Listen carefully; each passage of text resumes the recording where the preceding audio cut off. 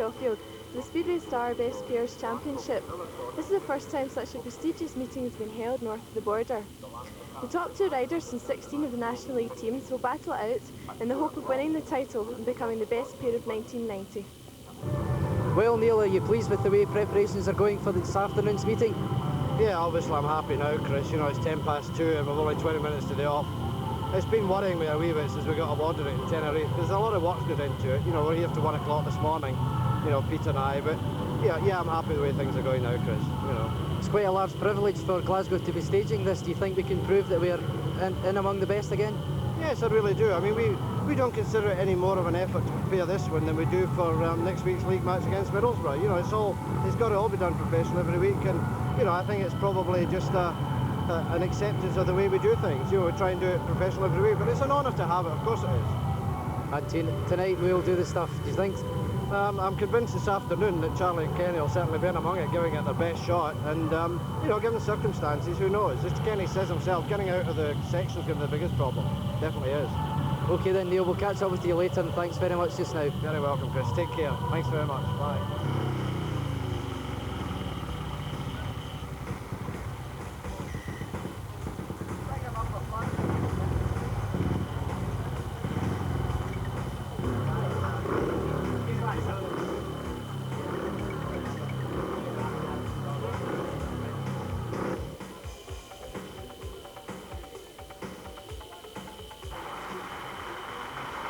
Good afternoon and welcome to Sheffield Stadium for one of the biggest speedway events ever staged in Scotland, the Speedway Star National League Pairs. They're on parade on the truck.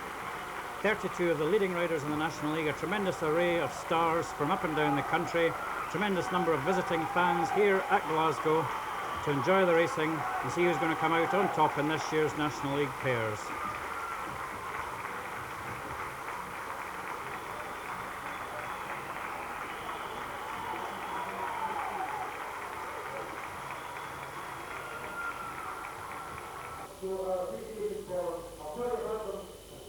We're now taking a look at today's competing pairs, and previewing the meeting with us will be Dennis McCleary, the respected announcer from Berwick. First of all, we're looking, of course, at the Hackney pair, and I think in many people's eyes, this pair is the favourite to win. Would you agree with that, Dennis? Yes, I would, Mike. They are, of course, the top qualifying pairing.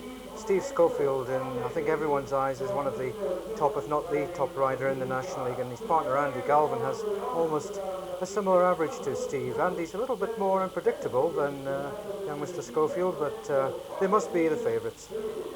Okay, and Hackney ride in the Group A. The next pairing that we'll see, if the camera will just move along for us, will be the Newcastle. No, they're not, I beg your pardon, but they're lining up in groups. So this is the Ipswich Connells Witches, and in this pairing it's Chris Louis and Alan Muggeridge. Chris Louis, the World Under-21 number 2, Alan Muggeridge, the captain of the Witches. Individually, rather at team level, the Witches are the top side in the league. I don't think perhaps at pair level quite so strong. Would you agree with that? Perhaps not, Mike. Alan Muggeridge didn't have a great meeting here the other week with Ipswich, but of course his partner, Chris Louis, is the track record holder here at Sheffield. Okay, and the third pairing in this group, Poole, and Poole are usually in contention for most of the prizes that are going. Gary Chessel there on the left and Craig Boyce, the Australian, on the right. Craig Boyce, very impressive round here earlier this year. Do you think they can upset Hackney?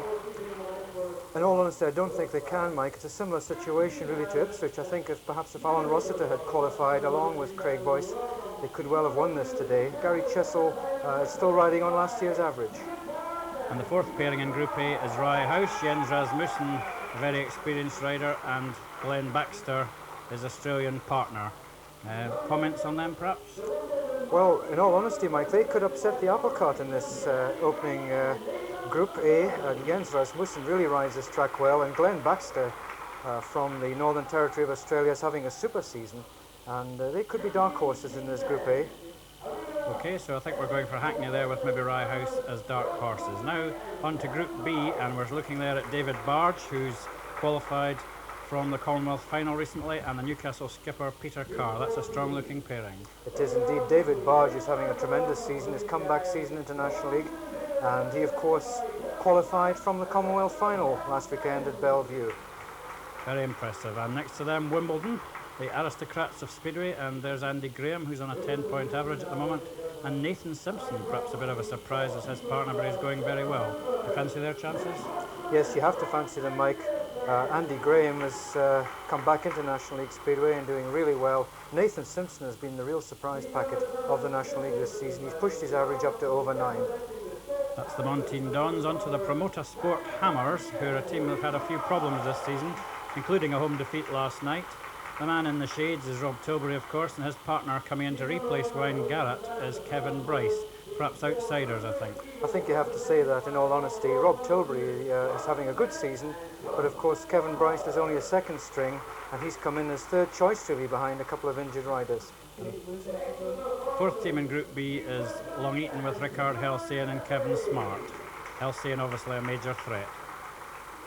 Okay, we'll move on to Group C now, and the first pairing there, Peterborough have also a change. Craig Hodgson comes in, and he rides with Frank Anderson there on the left. How do you fancy their chances? Very good as well, Mike. I don't think Craig Hodgson coming in will make a great deal of difference. He's in tremendous form, and Frank Anderson also a big track expert. Now Stoke, they're the champions, and they've this year got Nigel Crabtree and Louis Carr. You think they can do it again? I think they can, Mike. In all honesty, they must be one of the favourites. They'll be very disappointed if they don't get through at least to the semi-finals. Next is Eastbourne, Gordon Kennett and Justin Walker, a replacement. Outsiders, I think. And we'll move one down the line just to keep up with presenter Bert Turner. We'll see Exeter in a moment. If the camera will just move along, there we go. Steve Ridgeling and Peter Jeffrey. Might go well here. Two riders who ride Schofield. Steve Ridgeling is one of the best riders in the National League, and Peter Jeffrey has scored double figures here on more than one occasion. And again, they could be dark horses in that Group C. That big row is the Glasgow Tigers. We're looking at the Middlesbrough Delta Taxi Bears, Road Hunter and Daz Sumner. This is an all-northern group and a very tough one. Who do you fancy for this group? This group's wide open, Mike. Any of the four teams could win it. Berwick have a good chance, the pairing we see on camera there. It really will go down to the wire, I think, this group. Edinburgh there, and Glasgow, the home side, just pushing off. They've just beaten us down the line. But I'll now ask Dennis, I think, for a prediction for the overall winners of the meeting. Prepared to stick your neck out that far? Yes, I'm prepared to stick my neck out, Mike, and be shot down in flames. I really fancy Stoke to win it again this year. They have a tremendous record in the pairs, the Speedway style pairs. They've won it 3 times, including in the past 2 years, and I think they could well win it again here this afternoon at Schofield. Well, I'm going to put the evil eye on your local club and go for Berwick, so we'll see how it goes and the racing unfolds in a few moments. This is the opening race, and it's Hackney versus Rye House. That's Andy Galvin on the inside. Next to him, the Rockets' Danish star, Jens Rasmussen. Gate 3 will be the other Hackney man, Steve Schofield, top of the National League averages as usual. And on the outside, Glenn Baxter, Rasmussen's partner for the Rockets. And Steve Schofield, I think, Jens Rasmussen and Andy Galvin hit the first corner in front. It's Galvin leading. Rasmussen on his tail and Schofield pegged back in third place, but Schofield challenging on the inside now. That's the line to be on. He goes through. Rasmussen comes back. Rasmussen still in second. Track a wee bit damp, I think. Glenn Baxter at the rear, and the race will probably be for second as Steve Schofield tries to catch Jens Rasmussen. Scoring 4-3-2-0, remember. And the top pairing in each group of 4 goes through to the semi-finals. So any pairing which has a poor race with 2 or 3 points will definitely be struggling to qualify for the semis. Schofield still thinking about catching Rasmussen for second. He's right on his tail as they go into the final lap. Galvin's miles clear, and I don't think Schofield's going to catch Rasmussen. There's not much Galvin can do about it. He's sailing away in front. A brilliant win for Andy. Rasmussen's held on to second. So that's 6 points to Hackney and 3 to Rye House, and I think Hackney will be reasonably happy with that start.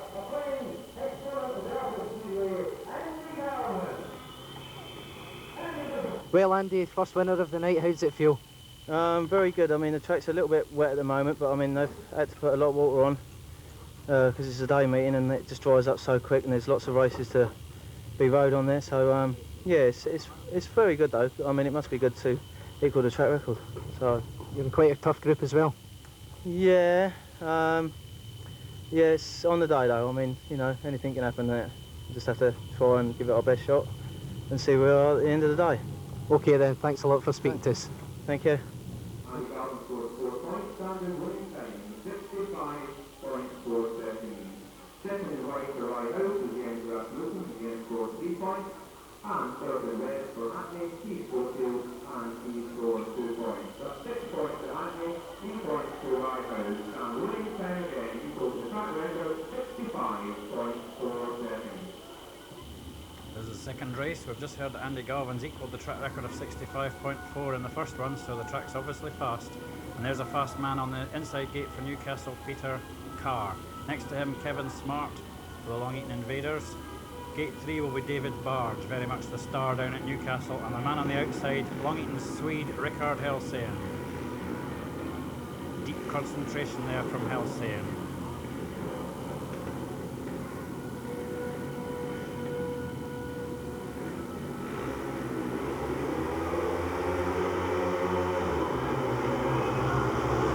Carr has certainly gated well, but Helsén a burst round the outside, and David Bard squeezed back into third. And it's looking as though the inside gate is the favourable one this afternoon. Barge very forceful inside Helsén there, and David Barge is a tough competitor. Asks and gives no quarter. Oh, rough stuff there. Barge, I think, might have stopped after that clash with Helsén, and Helsén seemed to lose control there. And David Barge has disappeared, so that's a bit of a disaster for the Dead Matt Diamonds. Kevin Smart then moves into third, and we'll be asking Dennis McCleary what he thought of that little incident. It seemed to me that Barge was trying to go through, and Helsén simultaneously lost control. Dennis may have his own thoughts on that.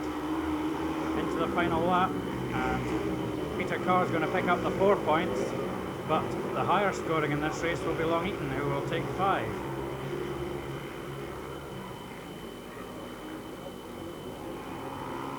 So a comfortable win for Peter Carr in the end.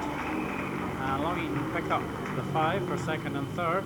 And we'll ask Dennis McCleary for his view on that one. Did you feel that was anything untoward there, Dennis? Well, really a disaster for Newcastle in that one, Mike. The crux of this Speedway Star Pairs, of course, is not to run last, and exactly that is what happened there to Newcastle. David Barge appeared to lift as he came out of the second turn there, and he appeared to catch the back wheel of Rickard Helsén, pushing the Long Eaton rider out, but whether he shed a chain or what other mechanical misfortunes he incurred there, we don't know at the moment, but certainly David seemed to collide momentarily there with Rickard Helsén and put himself right out of the race, and no points, so Long Eaton technically win that race. And there's David Barge not looking particularly happy. 67.6 seconds. This is heat 3, and that's Craig Hodgson on the inside for Peterborough. Their opponents in this one are Exeter, and that's the experienced Steve Redgeling, their excellent number 1.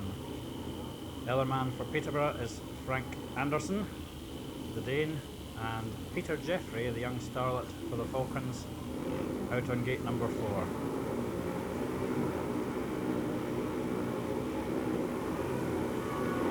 Two sides used to racing on big fast tracks. These men should like it here.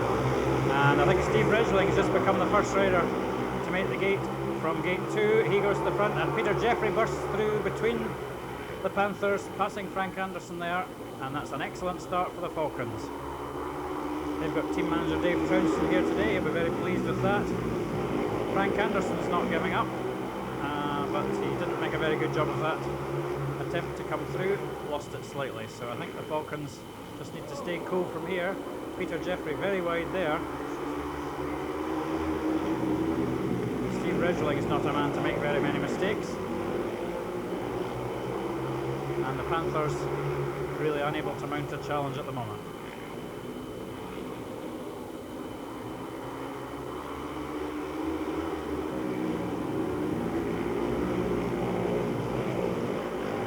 First race in Group C, so obviously all the other pairings from Group C will be watching how the points go and appreciating that Exeter are doing an excellent job here. Steve Redgeling wins easily, very popular man, gets a good round of applause.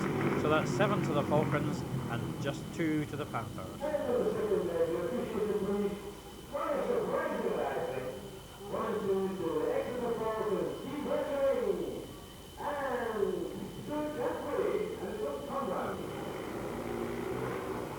Number 4 is going to be a bit of a big one. We've got the home side, the Glasgow Radio Clyde Tigers, coming out here.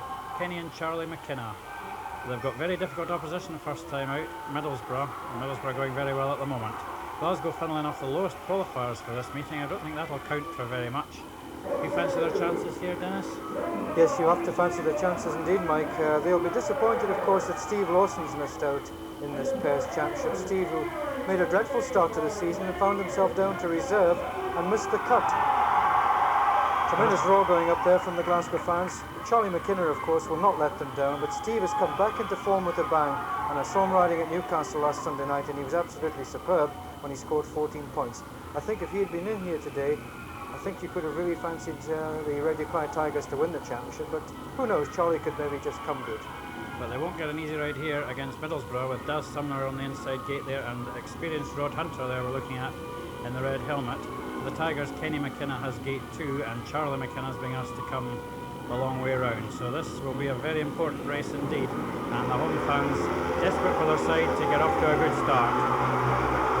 But they haven't gated well, they haven't gated at all. Kenny's right at the back, and Rod Hunter and Daz Sumner have made the most of the start. Charlie McKenna's in a challenging position, and a wee bit awkward there, Charlie, but he's right with the Delta Taxi Bears. But after one lap, it's the Middlesbrough men in front. Rod Hunter on the outside, Daz Sumner on the inside, and Kenny McKenna, an uncharacteristically poor start there. And as I've said earlier, it's very difficult to come back from a low-scoring race, so Tigers really must pick something up here. 2 laps gone, and Kenny's, I think, out of it at this stage, unless something dramatic happens, but Charlie might just be able to pick something up.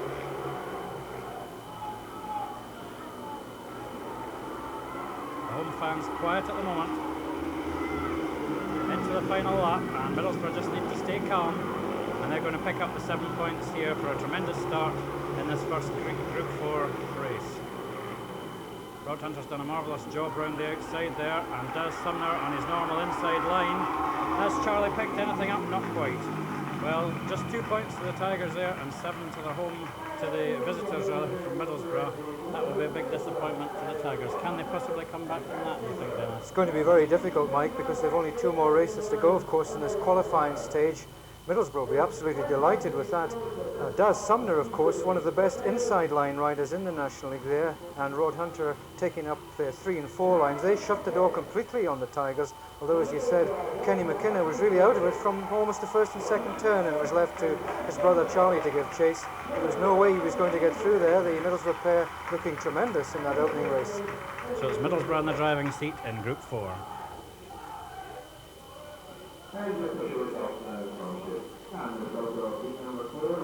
Well, Rod, a 5-1, looking good. Yes, we're very pleased with that. Good to get a good one to start with, I suppose. You're in Group D, what do you think of the rest of your group? Pardon? You're in Group D and you've defeated the first of your group, what do you think? Oh, it's good news, good news. How's the track holding out for racing? I don't think it's going to last long, but it doesn't matter. Okay then, the best of luck in the rest of the meeting, thanks a lot. Thank you. This is Heat 5, this is the second race in Group A, and it's Poole versus Ipswich. The man on the inside there is Alan Mogridge, the skipper of the Witches, who didn't have a very good meeting here at Glasgow a couple of weeks ago. Next to him it's Gary Chessel, who if anything is the weak link in the Poole pairing. Gate number 3 will be Chris Louis, whose track record has been equalled, but he can still fly around here. And in Gate 4, Craig Boyce, the Poole number 1. So both the top riders in each of these pairs giving up their inside gate position to hopefully let their partner get away a bit better. And Gary Chessel's gated well. He made the first corner a bit tricky for Craig Boyce, but I think Craig's going to come back round the outside of Alan Mogridge. Mogridge trying to force Louis out, and he's just about done it. I should say Boyce, not Louis. And Louis trying to get himself in on the act on the inside there, but Boyce has done an excellent job. Oh, and Chessel must have stopped there because he suddenly came right into the picture and was sent flying by the 2 inside riders. What did you make of that, Dennis? It did appear, Mike, that Gary Chessel had slowed down and the other 2 riders came up the inside of him, and I don't think you could really pin any blame for that incident on the riders coming through in the inside. Gary Chessel seemed to have some sort of engine problem there, had slowed down as the riders went into that pits bend. Certainly an interesting decision for referee Mr. Gus MacLeod to make. Just heard that Gary Chessel is in fact excluded, so the referee's view is in accordance with ours, and poor old Craig Boyce will be on his own in the rerun. And there's the slow motion replay. I think that confirms the view that we had. The referee agreed with us. Yes, he did indeed. Gary Chessel definitely had some sort of problem there, Mike, and moved out as the other two riders came through on the inside of him. He didn't seem too happy with the decision and ran into the pitch to protest, but he is definitely excluded from the restart.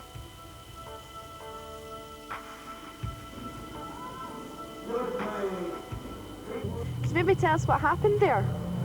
The rider on the inside came round and swung out a bit and caught the one on the outside, and the outside man then hit the next man on the outside, and the two of them came down, and the other two rode on quite happily. And was the injured one okay? Yeah, he was fine, sore fingers, but he was able to move them all. I don't think he's broken anything. Okay, thank you. Here's the restart then, and Ipswich virtually assured of at least 5 points here. Mulgridge and Louis, with Craig Boyce going on his own and hoping that he might manage to get 4 in the bag for Poole. Remembering that in this group, Hackney have already scored 6.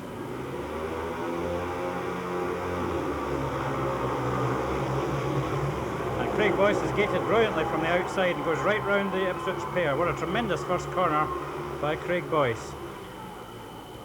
Devastating. Chris Lewis in second. Oh, Boyce has stopped now. Good heavens. Well, it isn't Poole's day.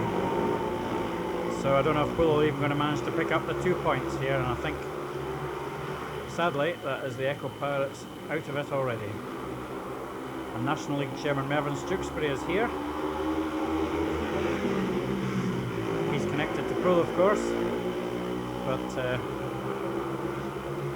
he won't be all that happy about that one. So it's a free gift. 7 points to the Ipswich Connells Witches after they hadn't gated particularly well in the first race.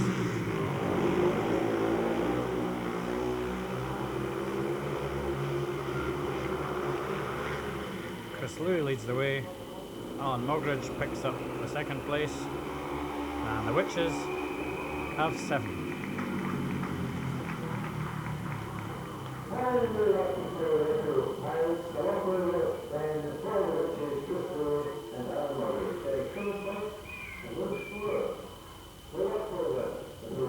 Well, Alan, another few handy points. Yeah, very fortunate there. In the first race, Gary Chessel spun round and I had Craig Boyce underneath me. I couldn't do a lot about it. He was just in the way. We collided and both come to grief. But in the rerun, it was just a case of we was going to get the majority points, providing we all stayed on the bikes. And another bit of fortunate luck in the way Craig Boyce's bike broke down. So, you know, we got maximum points there. Rather a bit lucky, but that's Speedway. What do you think of the decision in the first running of that race? The decision was a good decision. The bloke in front was a good 10 yards in front. Me and Craig Boyce were battling it with each other. I got the better of him coming out of the fourth turn for the first time, and coming into the first turn again, he was underneath me. He was pushing me hard. We was both going round fairly fast, and we didn't make the mistake. Gary Chessel made the mistake. He turned round on himself. We had nowhere to go. We both, oh well, I hit him. Craig Boyce hit me, but he didn't come off, and that's the way it goes. It's Speedway. That was a good decision by the ref. And a good 5-1. Thanks a lot, Alan. A nice 7-0. This is Heat 6, a Group B race between Wimbledon and Arena Essex. That's Andy Graham, former British champion, lining up in gate number 1. Next to him it's Rob Tilbury, the spectacular Arena Essex rider. The other Wimbledon rider is Nathan Simpson. He's a bit of a dark horse, pretty good rider. And Kevin Bryce coming into this meeting to partner Rob Tilbury. And one would think that Kevin would have to ride above himself to make a big impact here. Rob Tilbury galloping to the first corner though. Terrific start by Rob. He swings wide. Andy Graham's trying to come underneath him. And I think he's almost through, but Tilbury more determined into that third corner. Always a very determined rider. And Kevin Bryce, a terrific effort to come through into third place. He's shoved Nathan Simpson out the road there. And Arena, against the odds, are going well here, but Bryce has made rather a hash of that one. Gone far too wide. I think Nathan Simpson's taken the third place back again. Andy Graham sticking to the inside line, right inside Rob Tobury there. Nathan Simpson is back in third and Kevin Bryce has dropped to the rear. And I think Rob Tobury is pulling away from Andy Graham. And the arena fans, and there are quite a few here, will be delighted with that. He's a bit of a hero with the Hammers fans. He's been left to do a lot of the scoring for his side these days and got crippling injury problems. But Rob Tobury doesn't mind a challenge at all, as you can see here. He's doing a terrific job to head the Wimbledon pair. So this group is very even at the moment. 2 teams on 5 and 2 teams on 4. Rob Tobury wins the race and takes 4 for his side. And that was a good ride, wasn't it, Dennis? It was indeed, Mike. Rob Tobury may not be the most stylish of riders to watch, but my word, he's done a super job for his team in that heat. He's carried the Arena Essex Promoter Sport Hammers for so much of this season, with Martin Goodwin being out injured, and as you said there, the Arena Essex fans, who are normally very vociferous in their comments and praise, will be delighted with that one, as will Peter Thoribert, his promoter and team manager, who's also here for this afternoon's meeting. Well done, Rob Tobury. Well, Rob, still a bit out of breath after that exertion. Yeah, it's a bit bumpy out there. It gets slicker, but the dirt's breaking up, so it's a little bit bumpy and a bit wary going in, but I'd rather go in slow and get a good line out. I don't know. So do you think this could be the answer then? I hope so. Kevin was unlucky there, my partner. It'd been nice if he got third, but he went in too fast, hit a bumper, so I heard, and he nearly come off, but never mind. So what do you think of your chances through the rest of the meeting? We've got a good chance. We're going to upset a load of people here tonight. So you're not here just to spoil, but you're here to win, I presume? Hopefully, yeah. OK, the best of luck for the rest of the meeting, and thanks a lot. Thank you. Gate 7, this is a Group C race between Stoke and Eastbourne, and that's Louis Carr going off the inside gate. Next to him, it's Gordon Kennett, tremendous star of the Eastbourne Groombridge Eagles. Gate 3 for the Abacus Windows Potters, Nigel Crabtree, very experienced man of course, and the man on the outside coming in to replace Andy Buck is Justin Walker. Stoke here are the pre-meeting tips of our guest summariser Dennis McCleary, so he'll be nervous here, but he'll be pleased to see they've made an excellent start. Louis Carr's gated and blocked the inside line to stop Gordon Kennett coming through, and Louis Carr and Nigel Crabtree have gone to the front. Gordon Kennett challenging though. Louis Carr's drifted off the line there, and Gordon Kennett in his inimitable style has nipped into second place at least. He's challenging Crabtree as well. Carr coming back, but Gordon Kennett's got that door closed. And Gordon Kennett so devastating on that inside line. If there's any gap at all, he'll be through it. So Louis Carr will be annoyed to have lost the advantage he gained at the start. But I think his partner Nigel Crabtree is at least going to win the race, and Stoke in a position to score 6 at the moment. Gordon Kennett making a rare foray round the outside. Didn't really gain anything, so I think he'll stick to the inside line and make sure he gets the second place.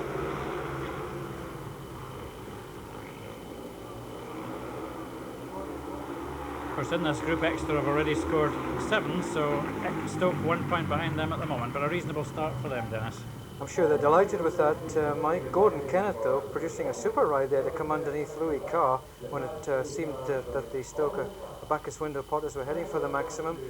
Gordon perhaps isn't the force he once was in the National League, but he's still averaging 9.5, and despite injury problems this season, he's up there at the top of the Eastbourne averages, and he'll be delighted with that one.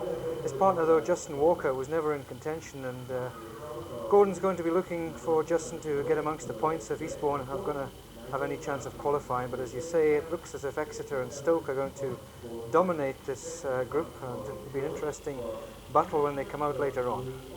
Well, Nigel, how does it feel to get a win under your belt? Yeah, it's nice to get out there. We've watched 6 races before that. You know, went out there, we got a 4-2 or whatever the points score for that means, so you know, that's okay, we're all right. You're the reigning champions. What do you think of your chances of holding on to the title? I don't know, anything can happen today. See how we go. Come and have a word with me after 8:24 now, or the final or whatever, and I'll tell you then. Okay then, thanks a lot for speaking to us. Thank you very much. This is Heat 8, this is the second race in Group D, and that's Mark Courtney on the inside. It's a Northern Special, this race. They're facing Edinburgh. That's Les Collins going off Gate 2 for the Monarchs. Gate 3 will be in-form David Walsh for the Federation Bandits, and Carl Blackbird will be coming from gate number 4. And in this group, remember, Middlesbrough have already picked up an excellent 7 points from their race against Glasgow, so both these pairings will need to make a mark here.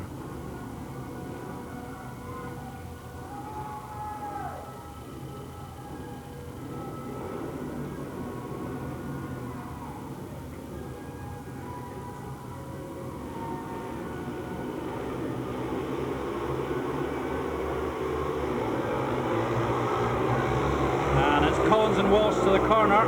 Les Collins leads, but his partner Carl Blackbird is well back, and Mark Courtney challenging Les Collins. Les swings a bit wide there, but he's maintained the lead now.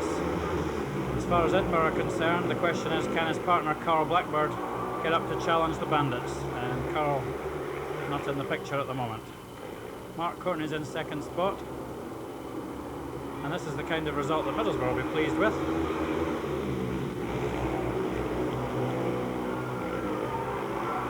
And it's close up front. Mark Courtney putting everything into a challenge on Les Collins.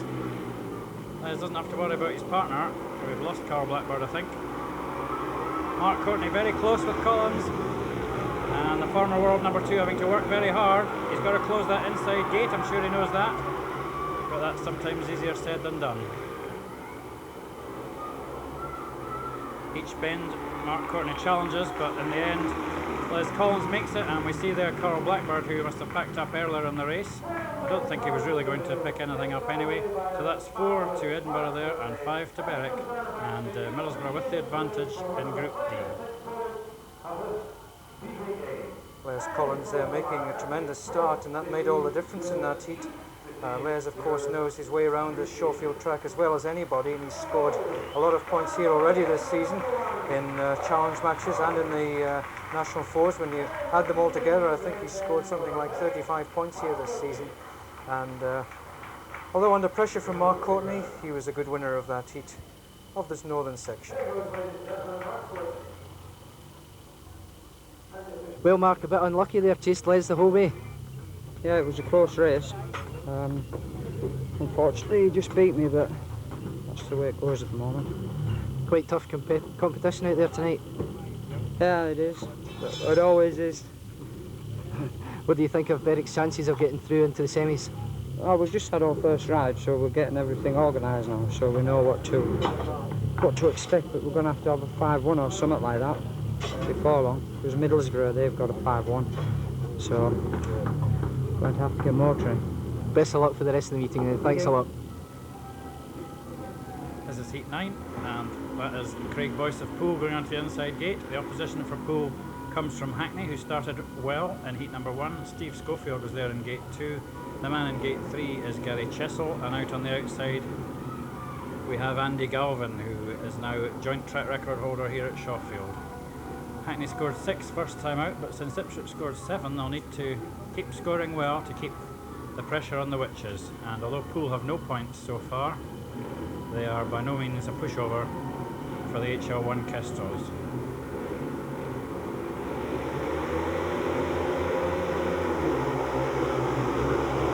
And it's that wee man, Steve Schofield. He's such a consistent starter. He's gone to the front, but his partner Andy Galvin has the work to do at the rear. Boyce and Chessel have slotted into second and third at the moment. Galvin, though, is pressing hard on Gary Chessel, and I think he's gone past him into third place. Swings round, Chessel's come back under Galvin, but Galvin holds on to third. And can he catch Craig Boyce? Steve Schofield's got the win wrapped up, I think. There's Steve, well clear, and the race is for second place. But I think a gap has developed between Craig Boyce and Andy Galvin, so I think it may well be that the Kestrels will have to settle for another 6. They can't be too unhappy about that.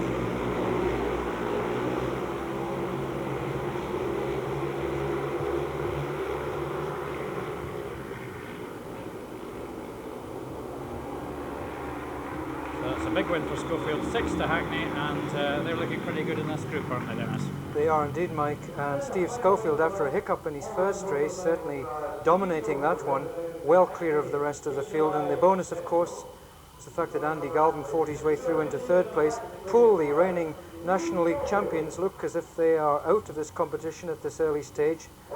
They've had 2 races and they've only 1 to go in this Group A, and it would appear now they've no chance of qualifying for the semi-finals. The crunch would appear to be coming in Heat 21 when Hackney face Ipswich. Well, Steve, another win under the belt for Hackney. Yeah, it was pretty good, you know. I mean, I made a reasonable start and looked over my shoulder, couldn't see Andy, so I just kept going. I looked over and like Andy got to third, and a first and a third, that's like we're still not losing points, so it doesn't matter how many races you win, it's better to come second and third all the time if you can. It sounds stupid, but that's how these systems work here. You were one of the pre-match favourites. Has this put any undue pressure on you? No, not at all. Me and Andy have rode in a lot bigger meetings than this today, you know, but this is a very big meeting. It'd be lovely to win, especially for the supporters that have come up here, so we'll be trying our best.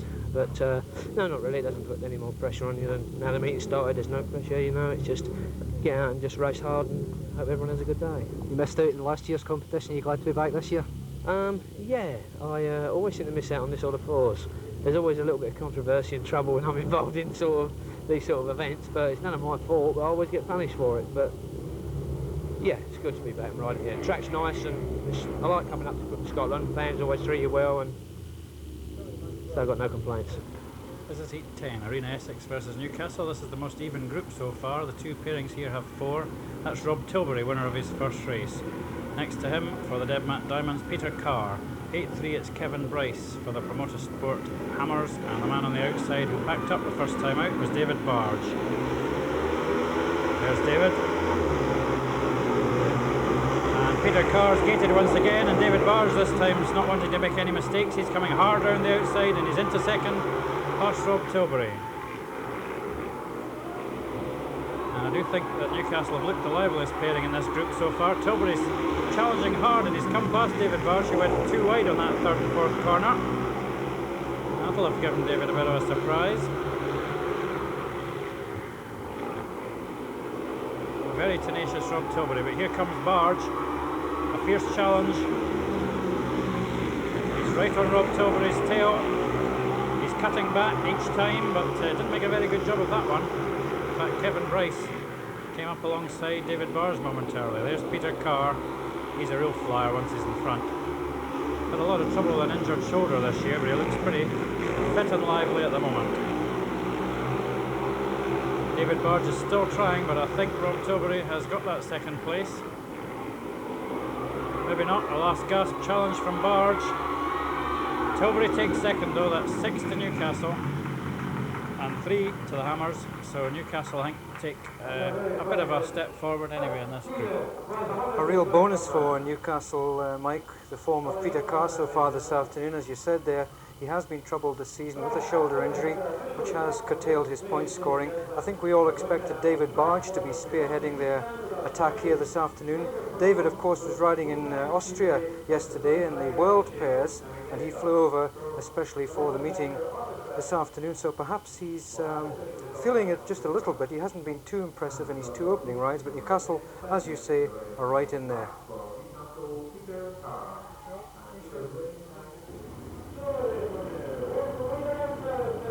This is Heat 11, moving into Group C once again, and these are the 2 pairings that didn't do quite so well first time out. It's Eastbourne versus Peterborough, and that's Gordon Kennett, the man on the inside gate. Next to him will be Frank Anderson, the Danish star of the Panthers. Gate 3 will be young Justin Walker, riding in his biggest meeting ever.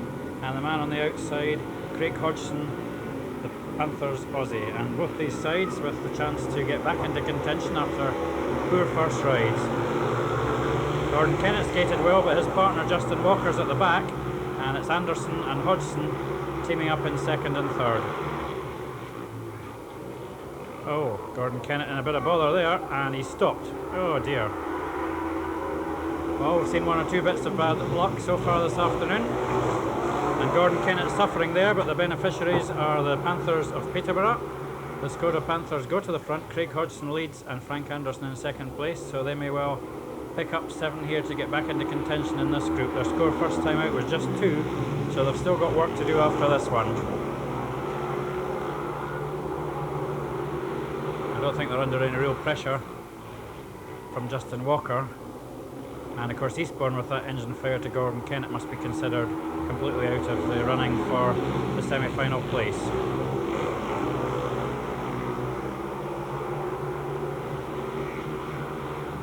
I don't think, to be honest, Peterborough's form looks all that good either, and I don't really fancy either of these pairs to go through from this group, but it is 7 to Peterborough. Do you think that'll have a bearing on the semi-final qualifiers, Dennis? Can Peterborough make it? They were certainly very fortunate there, Mike. In all honesty, I agree with what you said there. The points they're picking up are points perhaps other teams are gifting them. Gordon Kennett must be absolutely sick there. He seemed to have that race well in control. I still stick to my original prediction that Stoke will win this section, but once again the important race is going to come up very shortly in Heat 15 when Exeter, who picked up 7 in their opening heat, come into contact with the Stoke pairing of Nigel Crabtree and Louis Carr.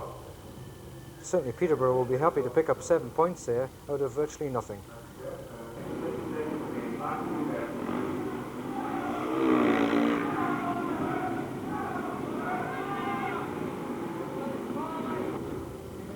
Middlesbrough fans keenly anticipating this heat number 12, which is the second ride for their side. Scored 7 points first time out. This time they take on Edinburgh, who have Les Collins going off gate 1 there. Next to him it's Daz Sumner. These two have had some tremendous clashes in the last couple of years. Carl Blackbird hoping to improve on a machine failure first time out. He's in gate 3, and Rod Hunter, who did an excellent job covering his partner first time, he goes from gate number 4 here. So Middlesbrough, if they can get a good result here, will be well on the way to qualifying from Group D.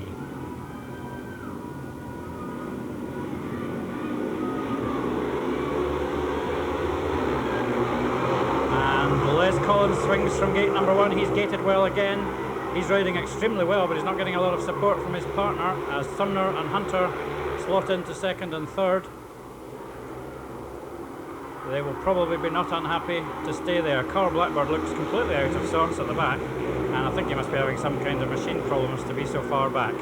Les Collins doesn't always gate well, but he's certainly doing it today. Daz Sumner's moving into challenge, and Daz is another of these riders who likes to stick to the inside line. He's going very quickly here. He's right on Les Collins' tail. And once again, Les knows that his job is to close the door on the inside. He's just about doing it, hanging on. Sumner does seem to have the advantage in pace, and he's holding a better line, but Sumner looked back there just when a challenge might have been possible. Rod Hunter's dropped back a bit, but he's still holding third from Carl Blackbird. And I think Les Collins is going to get his second win of the night, but he's without support at the moment. Les wins, Middlesbrough take 5, and they'll be happier after that race. They're looking good, aren't they, Dennis? They are indeed, Mike. In fact, in the early part of that race, I thought they were going to be sitting back and just picking up the second and third place, but I think someone forgot to tell Daz Sumner, because he certainly really gave his all there in his efforts to catch Les Collins. But once again, as in his opening heat, Les Collins looking very sharp indeed. The unfortunate thing, of course, as you say, from the Edinburgh point of view, is the fact that his partner Carl Blackbird hasn't been able to give him any support in the opening 2 races.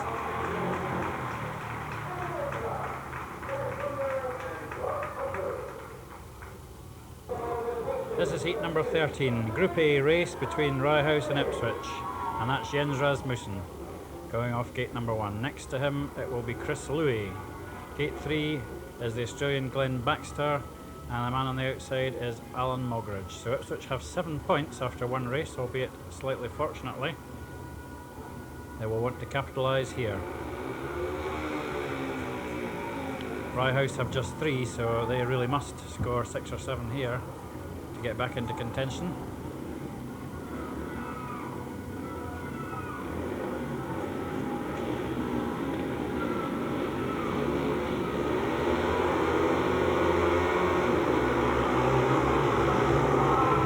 Rasmussen's gated and Baxter's gone with them, so the Rockets doing a good job round that first corner.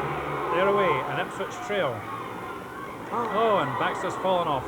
Oh dear, dear, dear. Well, he made an excellent start there. If he can get himself free, he'll allow his partner a chance to win the race, but he hasn't made it, I'm afraid.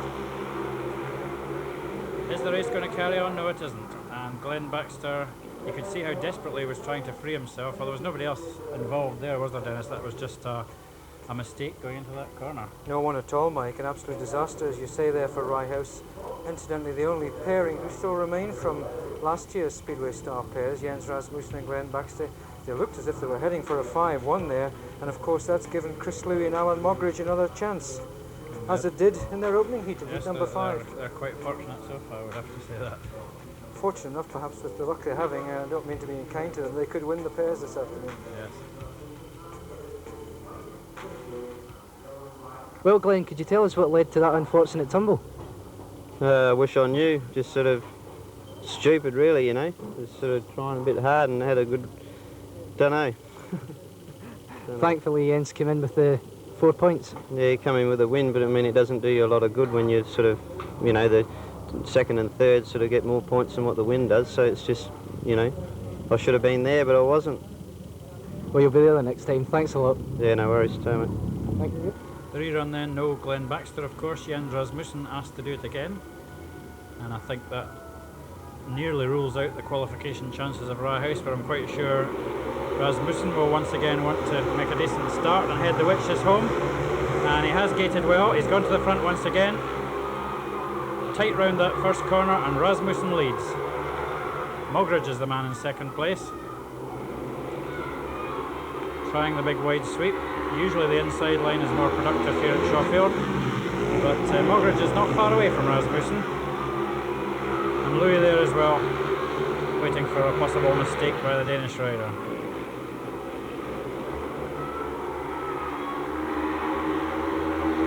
He doesn't make many mistakes, and he's looking very impressive there. Terrific style. Chris Louis is now coming past Alan Mogridge into second, but there's a big gap developed. And I think they're looking for Rasmussen to make a mistake if they're going to be able to catch him. Into the final lap, Rasmussen with a 20-yard lead.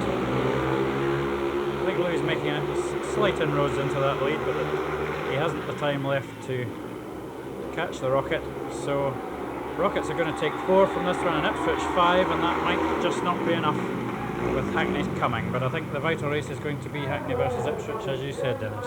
It is indeed, Mike. Jens Rasmussen under no pressure there whatsoever. The unfortunate thing, of course, he had no partner to give him support. So it's Ipswich who profit from that race, but you still have to say that Hackney HL1 Kestrels are the favourites to lift this Group A and put themselves into the semi-final. But the way things have shaped in this group, anything can happen. Well, that's my own half of the summaries over. Thanks to Phil for giving me the chance for the second half. Sitting in the hot seat next to Mike will be Hugh Brown from Radio Clyde. Man on the inside gate here is Rickard Helsane, not in camera at the moment. Next to him it's Nathan Simpson for the Montine Dons. Gate 3 is Kevin Smart, and on the outside it's Andy Graham of Wimbledon.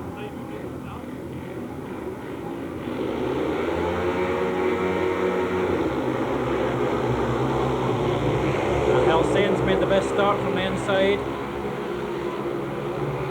Next to him it's Simpson and Graham in third, with Kevin Smart tailed off.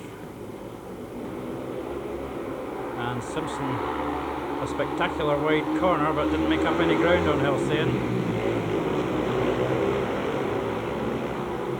The Swede does a tremendous job for Long Eaton, carries them in so many of their away matches, and at the moment he's carrying them here. I think Kevin Smart's tailed off, so it looks as though Wimbledon may pick up the 5 here.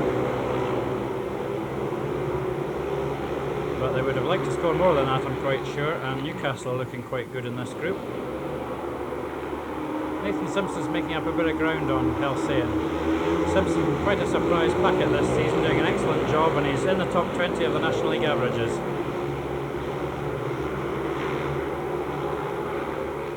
But Helsane didn't make any mistakes there. He picked up the 4 point with a sensational kick from his right leg there. A bit of showmanship from the Swede, and a very good ride. So who do you fancy from this group then, Hugh? Well, I think it's a fairly tight group actually, Mike. It's probably the tightest of the 4 groups. I was surprised there that in fact Andy Graham didn't come on stronger. He of course is one of only 2 riders here this afternoon who is a former winner of the Pairs Championship. The other of course being defending champion Nigel Crabtree of Stoke. But in the end it looks like it could well be that Long Eaton could well just have the edge. The This is heat 15 and it looks very much like the crunch race in Group C. That man on the inside is Steve Ridgeling of the Exeter Falcons, and his team have 7 after one race. Next to him it's Louis Carr of Stoke, the reigning champions. Gate 3 is Peter Jeffrey of Exeter, and out on the outside Nigel Crabtree, very impressive first time out. Stoke have 6, Exeter have 7, so Stoke really need to win this race to put themselves back in the driving seat. Nigel Crabtree, a brilliant ride from the outside gate. Has he gone to the front, or will Ridgeling hold him off? It's very tight. Ridgeling goes in front, going into the third corner, and it's the Abacus Windows Potters right on his tail. Peter Jeffries at the back, and Louis Carr bursts into second place. Carr taking up the challenge. Nigel Crabtree is staying back to hold off Peter Jeffrey. Carr using all his speed, and he really looks impressive. He's right on Ridgeling's tail. He's going to make it really hot for the Aussie. Trying to get the drive down the straights, and once again right up with the back wheel of Steve Ridgeling, but just not quite able to get into the right position. Steve Ridgeling, of course, so experienced at making life awkward for the chasing riders, and I think he might have established a winning lead now, and that will make this group very interesting indeed, because Stoke will outscore Exeter by 1.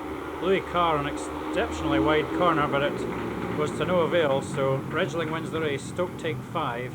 And how do you think this group is looking now, Hugh? Well, that now must make it very interesting indeed, Mike, because it will all rest on the final set of heats for both those teams. It looks like it's a toss-up between Stoke and Exeter, who goes through to the semi-finals from Group C.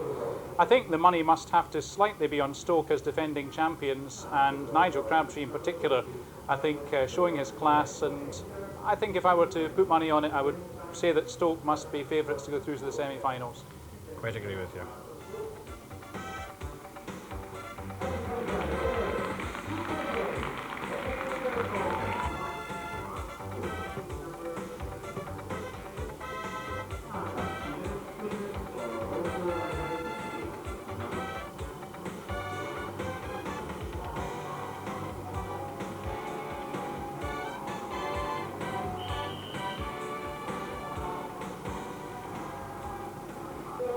This is heat 16 and it's an important race in Group D for the home side, the Radio Clyde Tigers. They've really got to take something major out of this race. They only scored 2 first time out. That's Kenny McKenna preparing the starting grid in the inside gate. They're facing Berwick here, and Berwick scored a useful 5 points in their first race. There's Mark Courtney, he's coming off gate number 2. Gate 3 will be Kenny's brother Charlie, and David Walsh will be on the outside. The leaders in this group are Middlesbrough, and they're looking very good indeed, so one side or other really wants to score 6 or 7 points here. There'll be a lot of tension before the start of this one.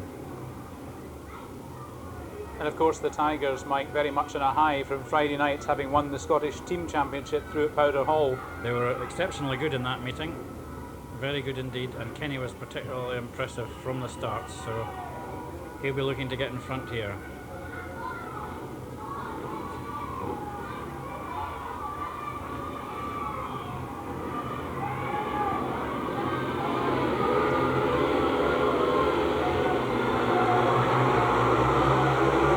David Walsh might be foiling them. David Walsh, a brilliant first corner, and Mark Courtney, superb riding on the inside, has gone past the Tigers pairing. A brilliant first corner by Mark Courtney, took tremendous advantage. Oh dear, and Charlie McKenna comes a heavy cropper there. That one will have to be stopped. That was really quite a nasty one. And what do you think caused that, Hugh?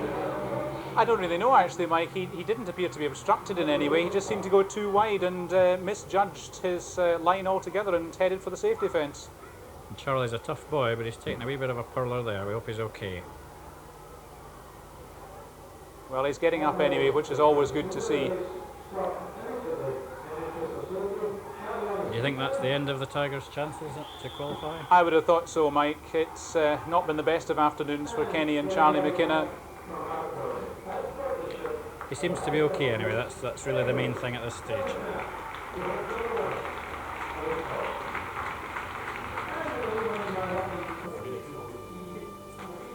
We're looking at the slow motion replay here, and as you said, Hugh, there was really no obstruction for Charlie. Yes, he really just misjudged his line, I think, Mike. It's not often I'm right, but I think I was right on that occasion.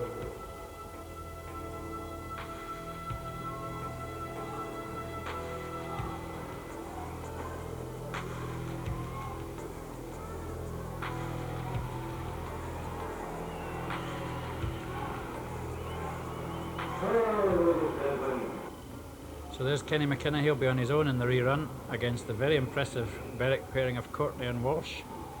And all Kenny can do is try to win the race and hope that by some miracle Tigers can come back into contention in their final race.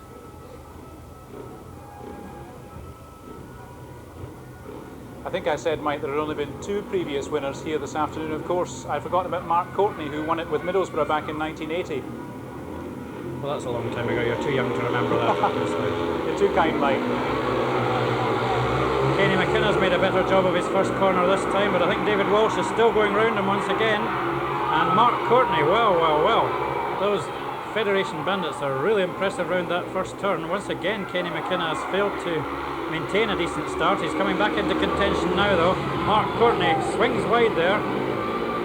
And David Walsh moves up into the gap on the inside. And they've shut out Kenny McKenna, so this is going to have a big bearing on the section because Middlesbrough have scored well, but Berwick coming back at them here, and Middlesbrough and Berwick meet in heat 24, so that's obviously going to be the deciding race in this one. Kenny McKenna trying very hard there, but not really making a very good job of things. Mark Courtney signals to his partner, well done mate. We're now in the pole positions here, and nobody's going to stop the Federation Bandits in this one.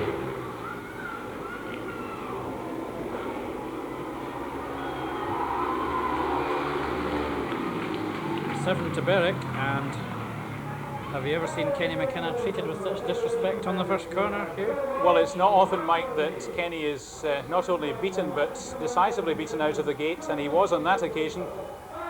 And really it effectively ends the Radio Clyde Tigers' involvement in this afternoon's meeting, I would suggest. Well, Steve, how are you enjoying the meeting? Oh, brilliant. I'm loving it.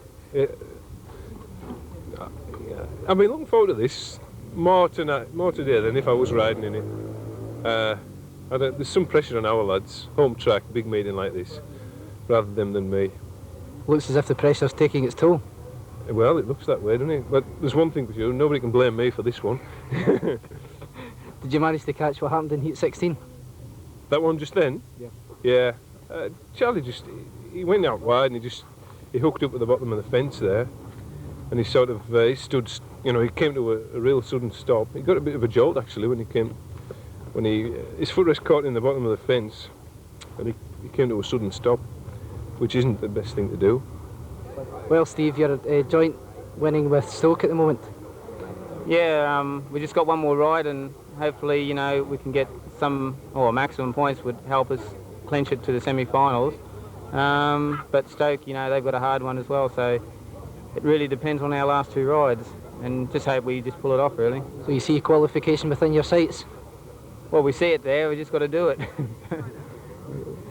And how's the racing going tonight?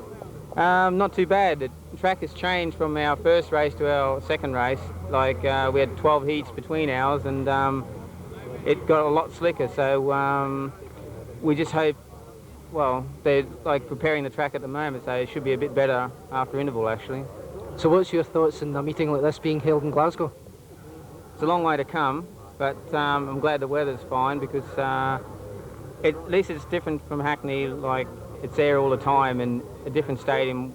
It's not home advantage for anyone, really, and I think it's a pretty fair track. Okay, thanks a lot, and best of luck for your last race. Okay, thanks. Well, Peter, Group B seems to be a tough little group to separate. Yeah, I think we're all near enough on equal points. I think it's just down to the last race. Whoever, if you can get a 5-1 or whatever, it's pretty close, it is.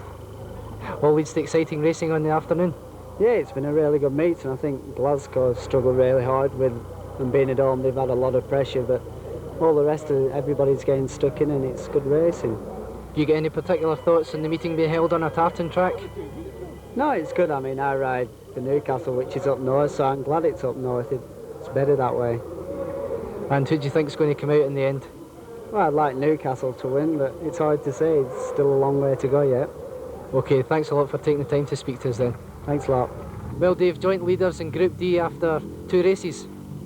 Yeah, we're going all right at the moment. We just dropped 1 point, so have Middlesbrough. So it's a showdown, really. We meet Middlesbrough in our last race, so, you know, it's like all on that race now, you know, for the semi-finals. And from now on, it's going to be tough. Like I think in our group, Middlesbrough out of the other 3 are the best pairing. And then from then on, if we do happen to beat them, we're into semi-finals, and from there on the final, hopefully. So we haven't got any easy races to come now, so it's just a case of knuckling down, really, and having a go, you know. So what do you think of the standard of the competition so far? Well, obviously good. I mean, you know, you've got the top 2 riders of each National League team, so 1 or 2 teams have been hit by injuries this week, so they're fielding a weak pairing, but other than that, you know, it's obviously a strong field. And as far as the National League goes, you know, it's the 2nd strongest field apart from the National League riders, I think. So it's a tough meeting, and you know, I'm pleased that we're doing so well so far. But we haven't got anything yet, so we've just got to do that a little bit more and go through to the later stages. You quite enjoying the afternoon of racing in the sunshine? Yeah, it makes a change. Usually when you come to Glasgow, nothing against Glasgow, it just seems we catch on a bad weekend usually, but yeah, it's pleasant weather for a change, and yeah, I'm enjoying it really. Yeah. This is heat 17, we're in Group A, and it's the 3rd and last ride for these 2 sides, Poole and Rowhouse. Neither of them has a realistic chance of qualifying. That man on the inside is Gary Chessel of the Echo Parrots. Next to him we should see one of the Rockets, but they're not there yet. That's Craig Boyce we're looking at. He's going off gate number 3. There's Jens Rasmussen. He's had 7 points from his 2 rides, but Glenn Baxter, his partner, going off gate 4 here, he hasn't scored yet. We've had a track watering, so conditions may have changed a bit.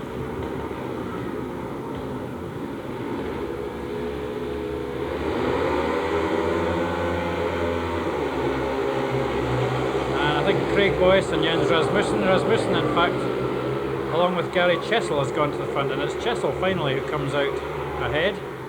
And the inside positions definitely seem to have an advantage today. Gary Chessel's gone to the front, and he's forced Rasmussen wide, which has allowed Craig Boyce to come through into 2nd place.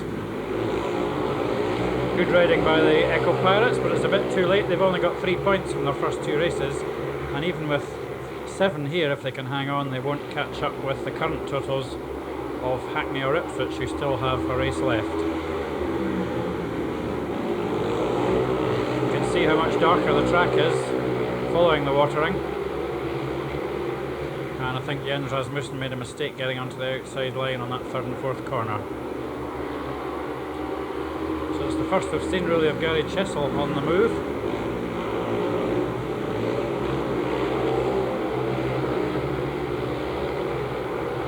It's all too late for Poole. But at least they can remember this race with fondness. 7 points there, and the win to Gary Chessel. I think, Mike, as you said, Poole just riding for their own honour really and satisfaction there. It really won't make any difference to the group table. But it is surprising, isn't it, how much difference a watering of the track can make to conditions and the way that the riders go about the race. I think the pairings coming out in the next few races will have learnt a bit from that one. Well, Gary, unfortunately 10 points isn't enough for Poole to qualify. No, we was unlucky in the first one. I mean, the referee was a wanker. I mean, he should have seen what happened on that corner. There's no way I should have been excluded. I mean, he just wants to put a pair of glasses on. That really cost us getting through the semis. And Craig's had some mechanical problems. So, no, never mind. What about yourself, Craig? Any thoughts on the meeting? A long way to come for 3 rides, but anyway, it's all experience. We had a bit of bad luck, but it's all part of Speedway. Have you enjoyed your afternoon though? Yeah, I don't mind riding here, it's good. What about yourself, Gary? Yeah, it was good. After the first one, I was well upset after the first one, but the last one we proved that we can do it, but it was a bit late. Heat 18 brings together Arun Essex and Long Eaton in Group B, and that man is Rob Tilbury going off the inside gate. As usual, doing quite a bit of preparation at the start. Next to him it's Rickard Helsén, Long Eaton's Swede. Gate 3 will be Kevin Bryce for the Promoter Sport Hammers, and the man on the outside will be Kevin Smart. And Longing have a chance to go through in this group. Certainly help their cause if they could pick up 7 points here. And I think Helsane and Tilbury have gated. Helsane swings into that first corner. That right leg of his is off again, swinging about, and he looks really good, but his partner Kevin Smart is going to have to work hard to pick something up from the rear. Kevin Bryce has left the gate open for him, and Smart's come through into third. Goodness knows what Kevin Bryce was doing as wide as that. Rob Tilbury in second place. The Hammers sitting on just 7 points prior to this race. An unusual corner from Rob Tilbury there. Long Eaton are on 9. And if they look like picking up 6 here, that would take them on to 15 and put the pressure on the other two groups.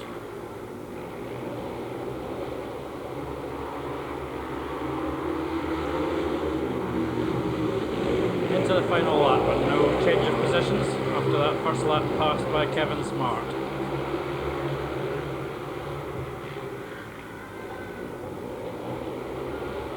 And we're getting another display of legwork from Rickard Helsane. He's been very impressive, hasn't he, here? He has. That gives him a total of 11 points from his 3 rides, Mike, and gives Long Eaton a fairly good chance of qualifying in Group B.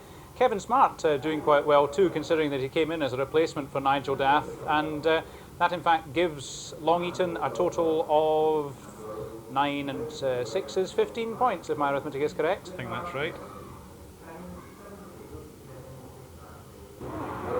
This is heat 19, and an interesting substitution here. That's Jason Lyons, the young Glasgow Australian, coming in to replace Gordon Kennett, who had bike trouble last time out, and that could make a bit of a difference in this group. He is riding on behalf of Eastbourne here, although his points won't actually count, but what it might do is take points away from Exeter, who have Steve Redgeling and Peter Jeffrey in this one. Exeter have 11 and Stoke have 11 as well, so that could well make a difference here. From the inside it's Justin Walker there on the inside gate. Next to him is Steve Redgeling. Gate 3 is Jason Lyons, and Peter Jeffrey's on the outside, but it is indeed the Exeter Falcons who've gone to the front. Redgeling and Jeffrey lead the way, and Jason Lyons is currently at the back. But Jason can come from the back. We have seen that many times at Shawfield this season. Steve Redgeling has put his partner Peter Jeffrey to the front, and he's going to concentrate on a bit of team riding here. We'll see in a moment whether it's going to be really required. Redgeling inside, Jeffrey outside, and Jason Lyons just moving a bit closer. It's a bit damp, and I think you can see Jason slightly overcooking it there on the slightly damp surface. So he hasn't been able to put in a very strong challenge yet. Going into the final lap, the Falcons still lead. Jeffrey on the outside, Redgeling on the inside. That's perfect team tactics. And they're putting the pressure on Stoke here. Stoke have got 11 points. Exeter are going on to 18 with this 7 points here, and Stoke need the 7 in their last race. So that was impressive. You think it's Exeter or Stoke for this one, Hugh? I would have thought, obviously, with the points in the bag, that gives Exeter the slight edge in Group C. You won't see a rider giving more in terms of power and trying than Jason Lyons. He really gives 110%, as you said, Mike, and he will never give up. And sadly, though, in terms of the tactics, it didn't pay off, because he did, in fact, just manage a 3rd place. And Steve Redgeling and Peter Jeffrey took the 7 points, as you said, giving Exeter Falcons a total of 18, which means that the 2 Stoke riders, Crabtree and Carr, have to score a maximum 7 points to equal Exeter's score. This is heat 20, the all-Scottish clash between Edinburgh and Glasgow, and that's Carl Blackbird going off gate number 1.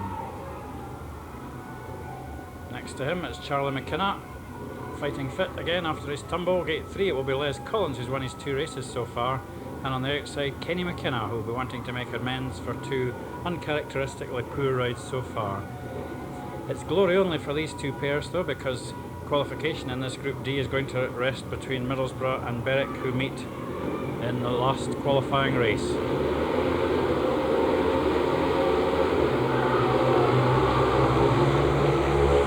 And Charlie McKenna's made the gate. And with a big roar from the crowd, Kenny McKenna comes bursting up the inside, but Les Collins, showing with the tremendous power he's got this afternoon, bursts to the front, swings very wide there, and he's just managed to squeeze in front of the two Tigers. Once again, though, partner Carl Blackbird is at the rear, and he hasn't given support at all to Les this afternoon. And we might have expected more from the ex-British League rider, but Les Collins has been tremendous. He's won 2 races, and he's looking very comfortable here as Kenny McKenna gives chase. Here's competitions, of course, all about both members of the partnership scoring, and it's Middlesbrough and Berwick who've done well in that respect in this group.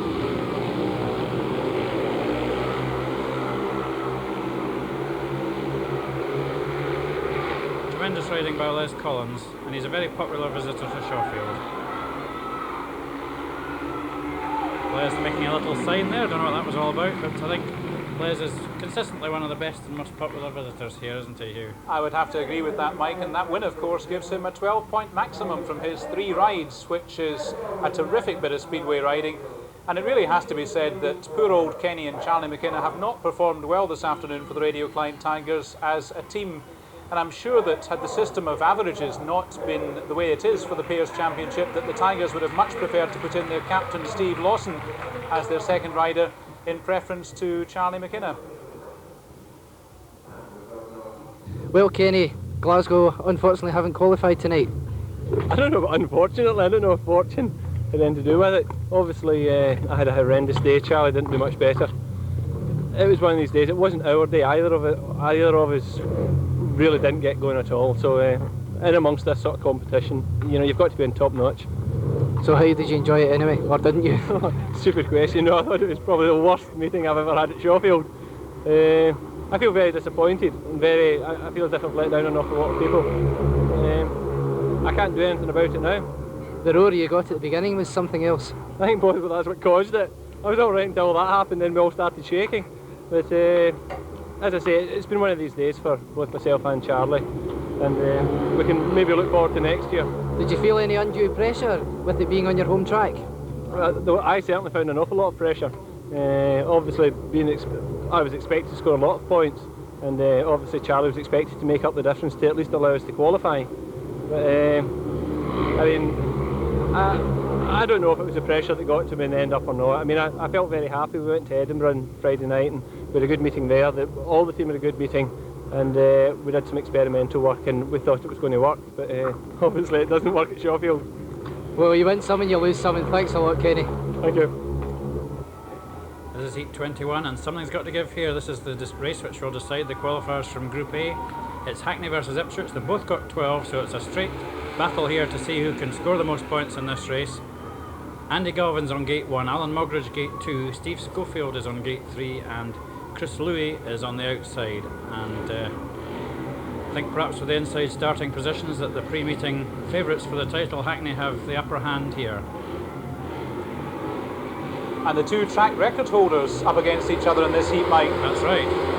So it should be a cracker. And Steve Schofield, so consistent from the start, he's gone to the front, and Andy Galvin slots in with him. And Ipswich have got a lot of work to do here. Chris Louis struggling to get into position, and Alan Mogridge on the inside. They would have to both pass Andy Galvin to give their team 5 points. But at the moment, Hackney look well set.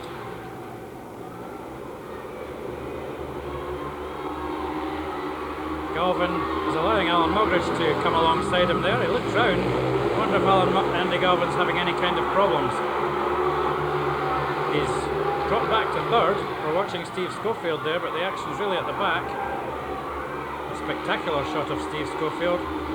Alan Mogridge has come up almost to challenge Chris Louis. Andy Galvin must hang on to third place for Hackney to go through.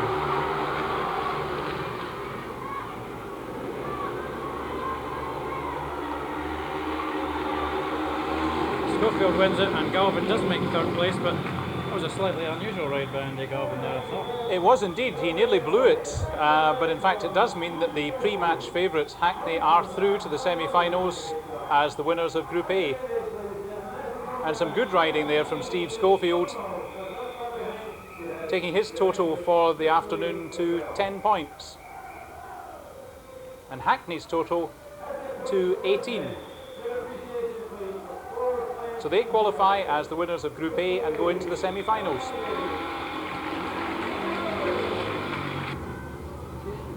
This is Heat 22, which will decide the qualifiers from Group B, and it's quite a complicated situation. That's David Barge, it's Peter Carr of Newcastle going off gate number 1. Next to him will be Andy Graham, who hasn't really done all that spectacularly well so far. Gate 3 is David Barge, and Andy Graham's partner will be Nathan Simpson. And to be sure of getting through, I think the teams here would like to score 6 points. Either side scoring 6 would definitely go through. If not, if one of them makes 5, then it's down to race wins and fastest times. Peter Carr gates. Nathan Simpson, a brave burst round the outside, and he's pushed David Barge to the back, but Barge, a forceful burst up that straight, he's gone past both the Wimbledon riders. Andy Graham got the fright of his life. And the Deb Mac Diamonds look like putting all the doubts to one side and maybe picking up 7 points here. That certainly would put them through without any doubt.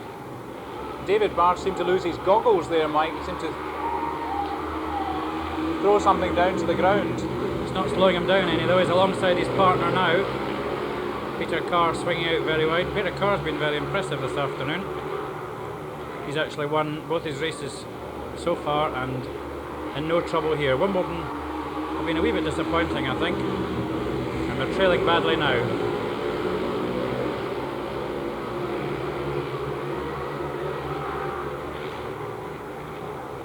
This will give Newcastle a total of 17, so they're 2 clear of Long Eaton, and a big roar from the Deb Mac Diamonds fans. I don't know who actually won that one, they were very close going over the line there. So Newcastle look a formidable pairing, don't they? They do indeed, Mike, and despite David Barge stopping in his first ride, it do means that they go through to the semi-finals with, as you said, a total of 17 points, and I would have thought that they will be a pretty strong opposition in the semi-finals for whoever comes up against them.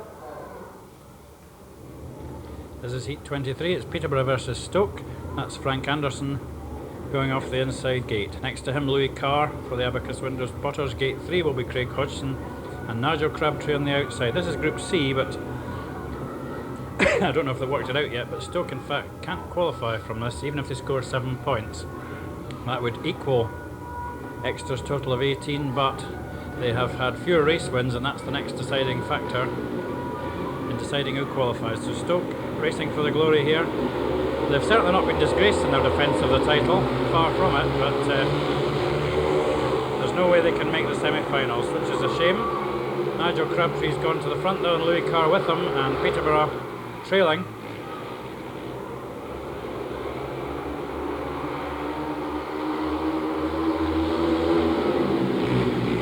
Crabtree, one of the most respected figures in National League racing, tremendous rider, and a very well liked personality as well.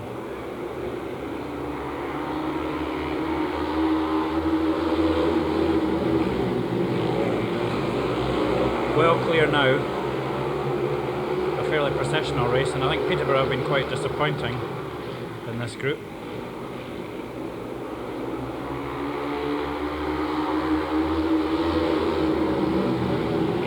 It looks as though Stoke are going to score 18 points in total and still not qualify. And I'm sure they'll feel that that's quite unfortunate.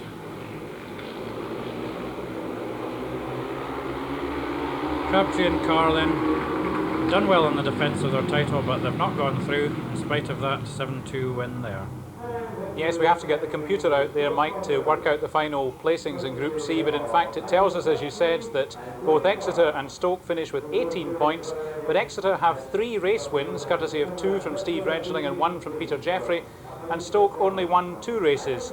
So that means that in light of the number of race wins that Exeter had, they will progress to the semi-finals, and they will take part in the second semi-final against the winners of Group B, who were of course Newcastle.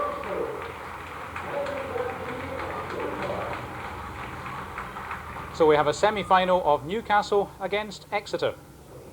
And the other one will be between Hackney and the winners of the next race. This is heat 24, which will decide the final qualifiers for the semi-finals.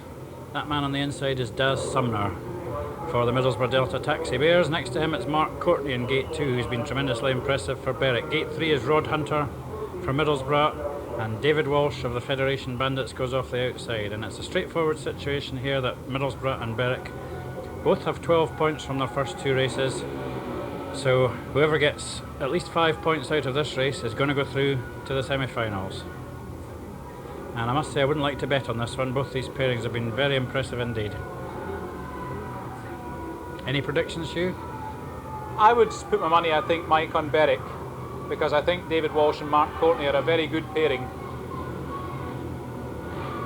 Which probably means they'll lose, of course. Well, the start's going to be vital, isn't it? And Mark Courtney's lifted a bit. Rod Hunter's gated. Now it depends if they can peg back Daz Sumner here, but the Middlesbrough Delta Taxi Bears have ridden an excellent first corner and gone to the front. Mark Courtney's chasing, but David Walsh has dropped a long way back, and they both need to get into a scoring position if they were going to go through to the semis.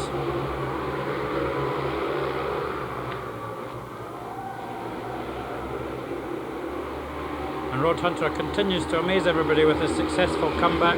He had 4 years out of the sport, rode for Newcastle last year and was tremendously successful, and is now doing a marvellous job for Middlesbrough. Teaming up well here with Daz Sumner, and they rode such a good first corner that they haven't given the Bandits a chance. The Bandits have dropped a long way back now. David Walsh is miles behind. So unless one of the Middlesbrough riders gets into some kind of difficulty, they're going to go through. And I apologise to Hugh Brown for asking him for a prediction there. Well, it just goes to show, Mike, that you should never back the horse that I'm backing.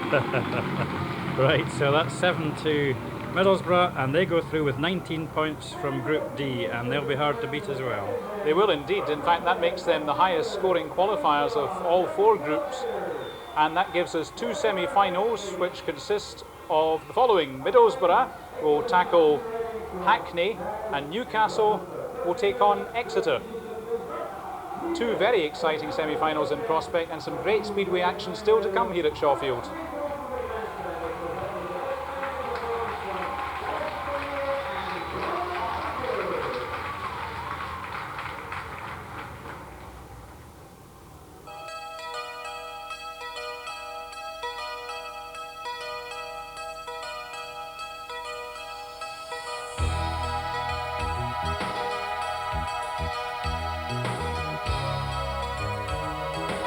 Well, the first qualifiers in Group A. Yeah, probably got a lot to thank the bloke here next to me for. I'm going a bit slow, I'm no team rider.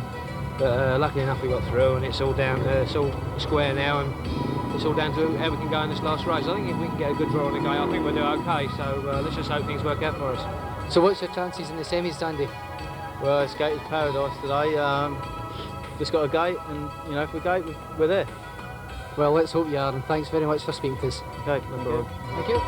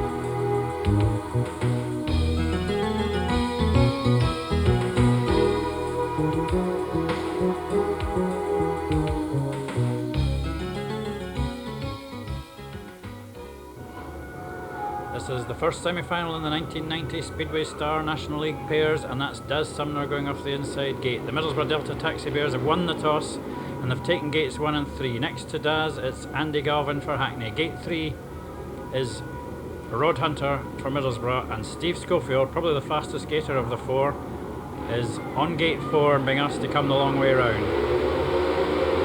Oh, and that looked to have an extremely ragged start. And the referee's letting it go, and the Hackney HL1 Kestrels have made the most of it. No, the race has been stopped. What did you think of that, Hugh? Yes, I think that was quite right. I was quite surprised that the referee didn't stop it, Mr. McLeod didn't stop it sooner than that, Mike, because we saw quite clearly on the video there that Steve Schofield did in fact touch the tapes and appeared to get a flyer of a start. He's not excluded anyone though, referee McLeod. He's leaving it with all four. That may be a bit controversial, perhaps. I would have thought so, because I think that Steve Schofield can consider himself lucky to still be in this semi-final, because it was undoubtedly his fault that the race was stopped. However, I'm sure we'd rather see 4 riders competing rather than 3, so it's the same 4 once again. Of course, Steve Schofield is the National League's top scorer in terms of the averages for the past 2 seasons, so he has a good track record.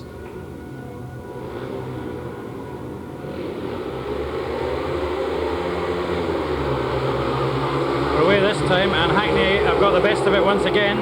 Steve Schofield roars to the front, and I think Andy Galvin has gone into second. He has indeed. So bear in mind that on the scoring, second and third would be enough to take a team through, so the position is that Middlesbrough must both pass Andy Galvin, and Rod Hunter got into a terrible tangle around the 3rd and 4th corner, went right to the outside, and he's dropped a long way back. So I don't see, barring accidents to Hackney, that there's any way back for Middlesbrough in this one. Schofield so rarely makes a mistake, and Andy Galvin seems to be comfortably slotted into second place as well.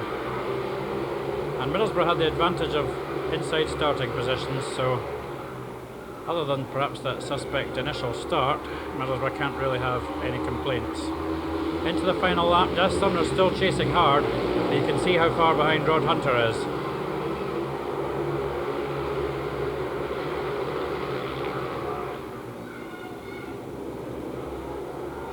Sumner's still there, but he can't do anything about it. Steve Schofield wins it, and Andy Galvin second, and with a 7-2 advantage, Hackney go through to the final, and they're going to take some stopping, aren't they? I think you're right, Mike, undoubtedly showing their class there. I mentioned that Steve Schofield was the league's top scorer in the averages last season. What I didn't mention was that his partner, Andy Galvin, was the runner-up. So they really are a class pairing, and a very strong pairing too, and showing their class in that semi-final. Totally unchallenged. And really the Middlesbrough pairing just were beaten out of sight.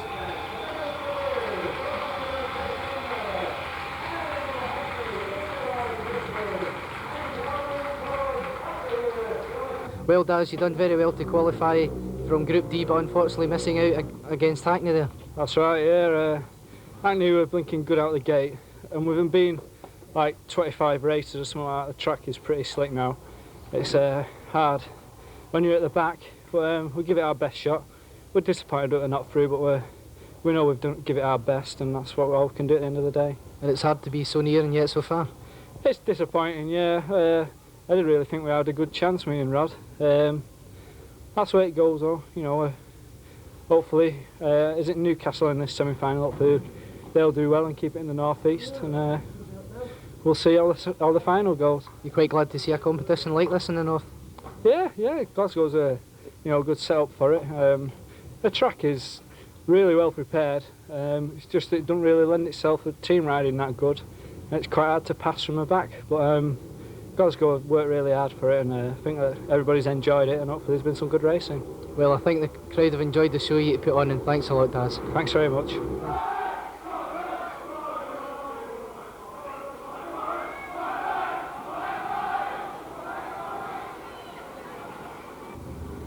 This is the second semi-final. It's Newcastle Diamonds versus Exeter Falcons, and that's Peter Carr, who's unbeaten so far for Newcastle. Next to him it's Steve Ridgeling, impressive for Exeter.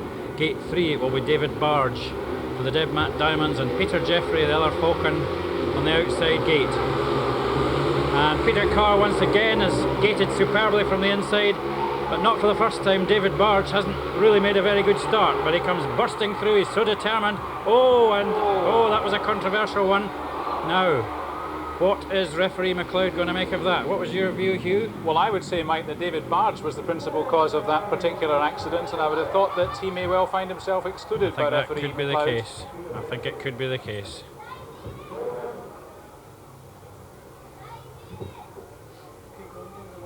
And Peter Jeffrey getting up, obviously uninjured, which is the main thing. Only his pride will be hurt. David Barge is indeed excluded, so that really means virtually that Exeter are through to the final.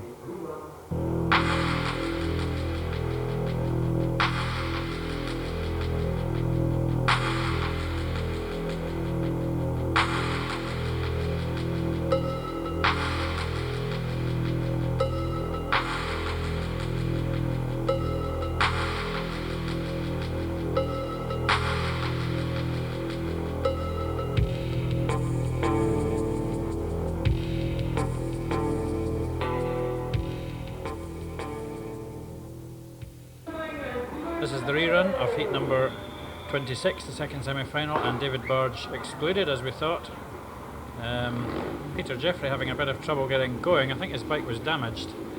Exeter know that all they have to do here is to keep going, and they will gain at least 5 points and qualify for the final. But Peter Jeffrey's bike making some pretty frightening noises out there. So rather a tense situation for him. He's got to do 4 laps here.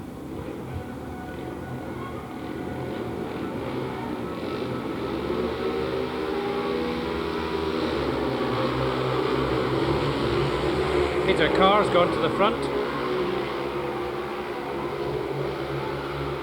And of course Steve Ridgeling might want to win this race, because if Peter Jeffrey doesn't finish, then Exeter would still go through. Peter Jeffrey looking anxiously down at his machine. There's Peter Carr, who's had a magnificent afternoon. And it does look as though there are some problems with Peter Jeffrey's bike. Although, as you said, Mike, if he makes it round 4 laps, then obviously that will mean that Exeter will qualify. Steve Ridgeling is not going particularly quickly either. He's obviously just looking out for his partner. There's nothing he can really do, but he's given up any thoughts of winning the race. And that exclusion for David Barge did take quite a bit of the interest out of this race. However, it's going to be, I think, Exeter. They've made it now. Peter Carr wins, but Exeter go through to the final to face Hackney.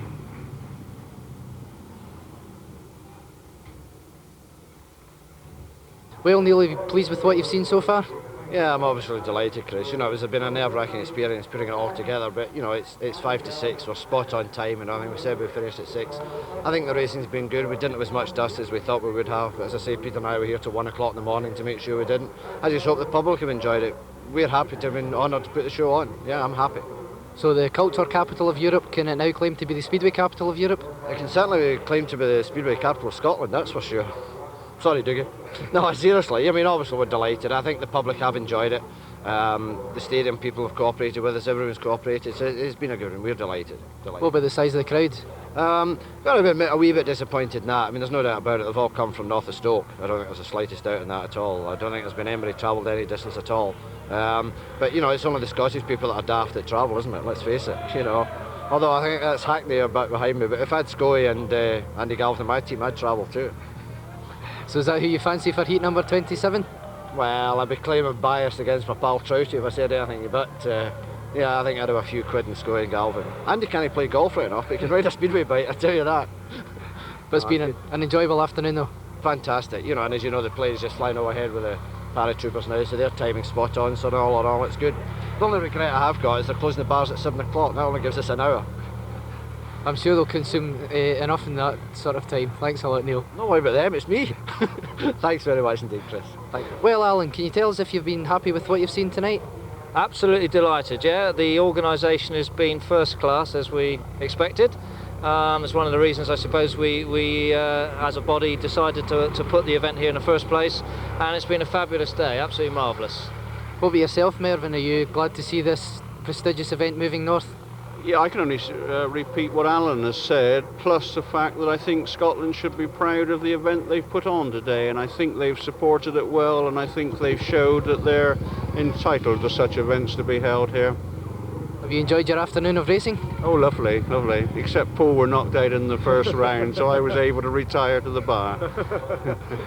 What about yourself, Alan? You enjoyed it? Very good indeed, yeah, very good. We've got the final coming up now, and we've got, let's be honest, probably a very unfancied pair in Exeter, which I think is rather nice, and probably the favourites, Hackney, lining up for the final, so just about to watch that. Should be a fascinating race. Well, you know what they said about the minnows in the World Cup, so you never know. Thanks a lot. You never know, right? This is the final of the 1990 Speedway Star National League pairs. It's Exeter versus Hackney. That's Steve Ridgeling going off gate number 1. His partner will be Peter Jeffrey. For the HL1 Kestrels, Andy Galvin rides off gate 2 and Steve Schofield out on the outside once again. And I think we've got to fancy Hackney here as favourites, but Exeter have won the toss and they've got the better starting positions. Do you think that could be an important factor, Hugh? My money would still be in Hackney, and as we've found out already so far, Mike, that probably means that Exeter are going to win. I think Hackney must be, they were pre-match favourites, and they must certainly still be favourites to lift the National League Pairs Championship. They've certainly lived up to expectations. They've been very impressive. Here we go. The final of the biggest meeting held at Shawfield, the biggest meeting in Scotland for many years. Let's hope for a good race to finish the afternoon. And Schofield's gated, but can they push Galvin to the back? No, they can't. Peter Jeffrey got into a terrible tangle and went right round on the first corner. Did you think that was his own fault there, Yes, Hugh? I did indeed, Mike. I think that's very, very bad news there for Exeter, obviously.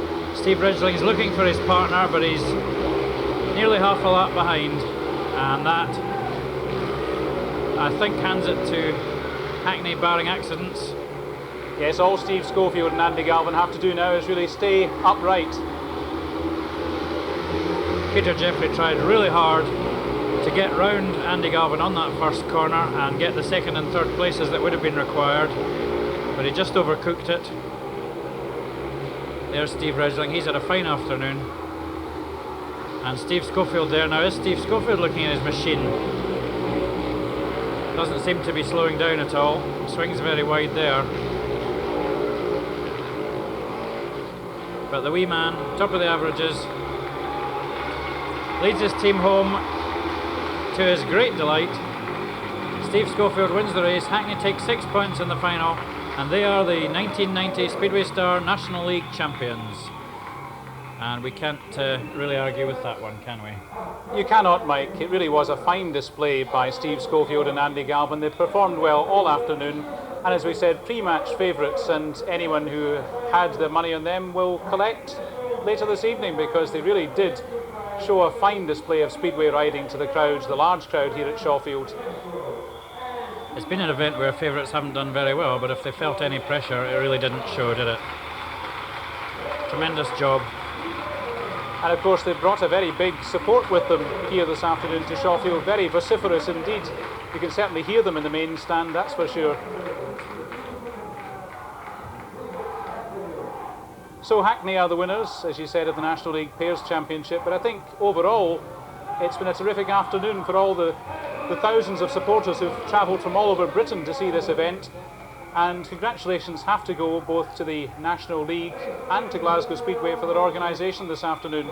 And I think the ultimate winner this afternoon, Mike, has to be the sport of Speedway itself. Very much so. The sport in Scotland in particular, and Glasgow have done a marvellous job, I quite agree.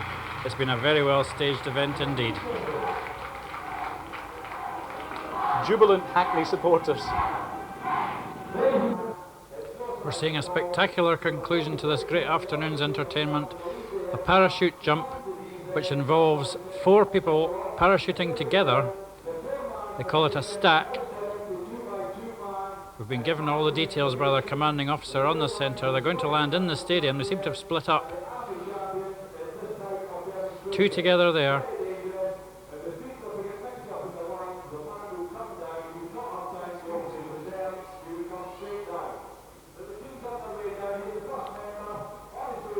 Most of the crowd have stayed behind to watch. They're absolutely fascinated by this display. we'll see in a moment if they hit the target, which is the centre of the arena.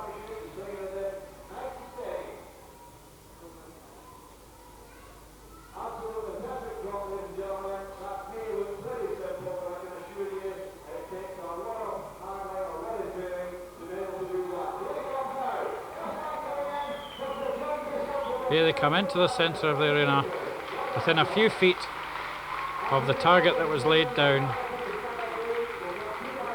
and two teams of two coming in to follow.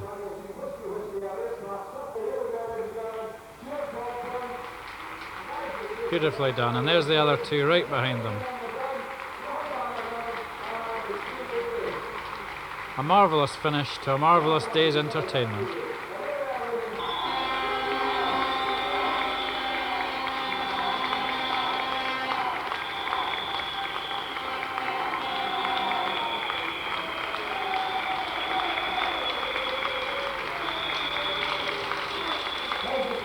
Here are the winners of the 1990 Speedway Star National League Pairs Championship, Steve Schofield and Andy Galvin of Hackney. The runners-up there, Steve Ridgeling and Peter Jeffrey of Exeter. A marvellous afternoon's entertainment and very deserving winners. I think in everybody's eyes, the favourites beforehand, the top two riders in the National League, Steve Schofield and Andy Galvin. They're about to be presented.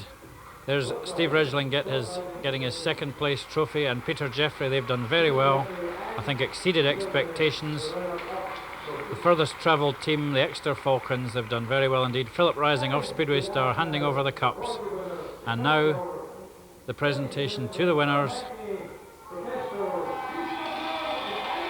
Steve Schofield, the smaller man of the two, and Andy Galvin, tremendous riders, number one on their backs, and that's what they were this afternoon. Top of the ladder. Philip Rising again making the presentations. Nice to see Philip Rising up in Scotland. I'm sure he's enjoyed his afternoon.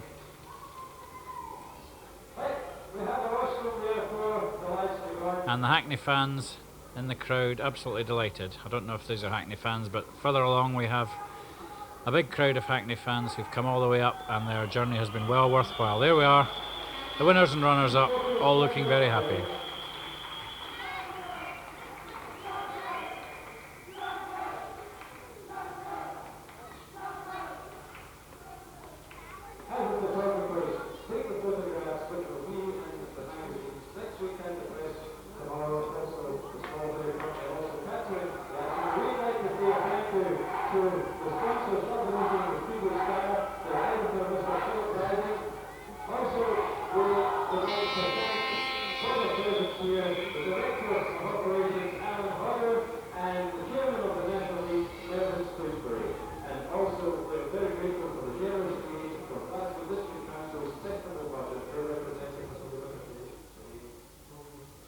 First to you, Peter. Were you pleased with your performance tonight?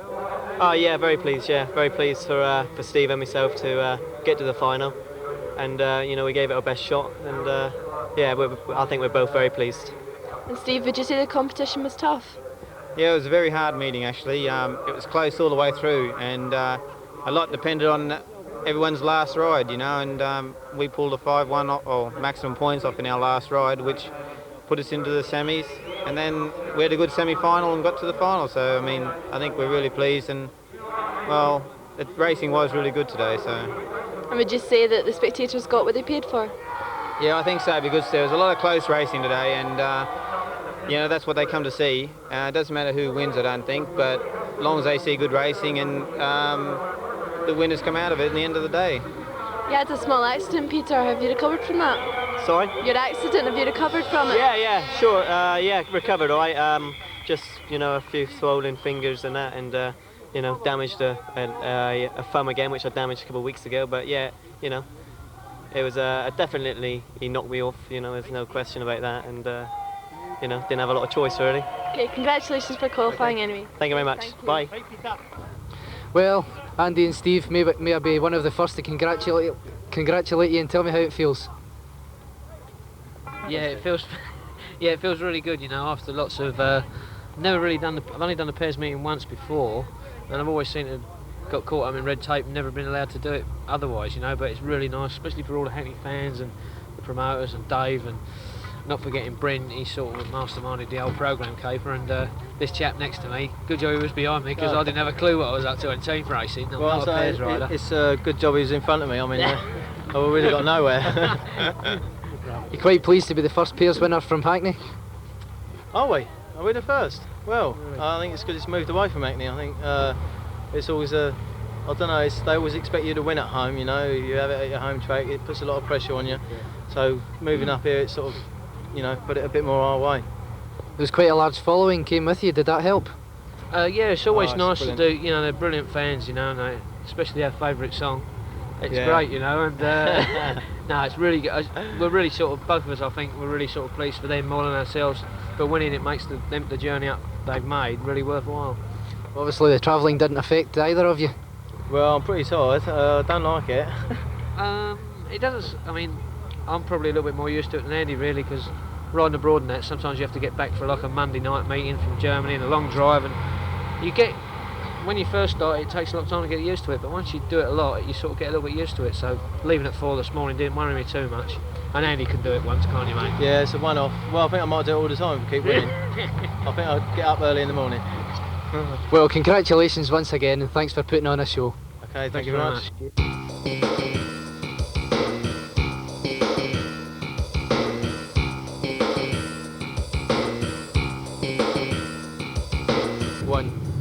Well, Neil, are you pleased with the way preparations are going for this evening's, or this afternoon's Speedway Star sponsored meeting?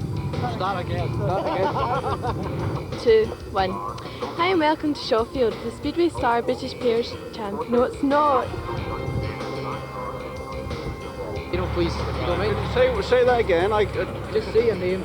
Yeah. And then say this is just before the final, so that Philip knows when he comes together. You want me to say my name and then say this is just before the final? That's the one. That's the one. Perfect. Steve and Andy, well done. We'll start off with Andy. How do you feel about winning the Pairs Championship?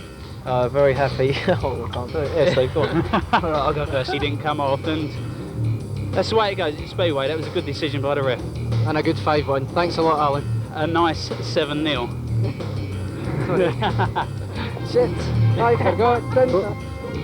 Right, you'll need to say, say your name and then say it was after E16, please.